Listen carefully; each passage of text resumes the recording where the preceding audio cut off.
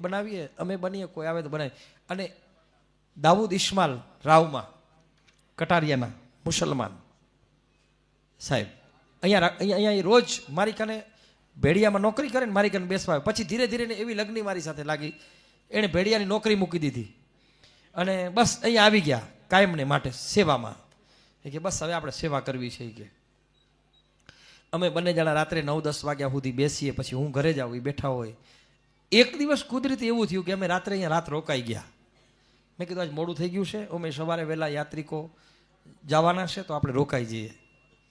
તો અમે સૂઈ ગયા ને પોતે બારે સુતા. સવારમાં વહેલા લગભગ 5:30-6 ની આજુબાજુમાં પૂજા પાઠ કરીને હું બેઠો હતો ને મારી બાજુમાં એ ચાય બનાવીને બેઠા હતા દાઉદભાઈ ઇસ્માઇલ રાવમાં, ઉર્ફે એનું નામ દાડુ કાકા.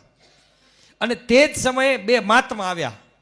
સાહેબ મુસલમાનનો દીકરો તમે જોજો, 2 મહાત્મા આવ્યા ને એટલે 2 મહાત્મા બેઠા. એ કે પંડિતજી ચાય પીલાવો, એટલે દાડુ કાકાએ તરત એમને ચાય આપી. એના કારણે ભેદ નહોતો એ માણસ કને, અને ચાય પાઈ. હવે ચાય પીને પછી મહાત્મા કહે બસ અભી हम निकलेंगे કે महाराज श्री और आगे जाना है, हम रात को यहाँ माता जी पे रुके थे, ऐसा हुआ कि यहाँ मिल के जाए.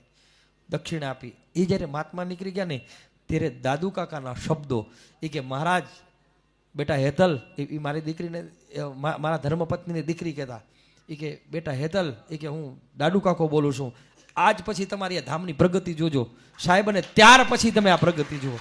આ એના શબ્દો. મેં કીધું કેમ? તો કે તમારા ઘરે જ્યારે કે સાધુ સવારમાં કે આવી જાય ને એટલે સમજવાનું તમારો બેડો પાર થઈ ગયો, ભગવાન આયા. એના શબ્દો મને અત્યારે યાદ આવી ગયા. અને ત્યારે મને એ ચોપાઈ સુંદરકાંડની યાદ આવી કે અબ મોહે બા ભરોસો હનુમંતા, બીનું કૃપા મિલે નહીં સંતા.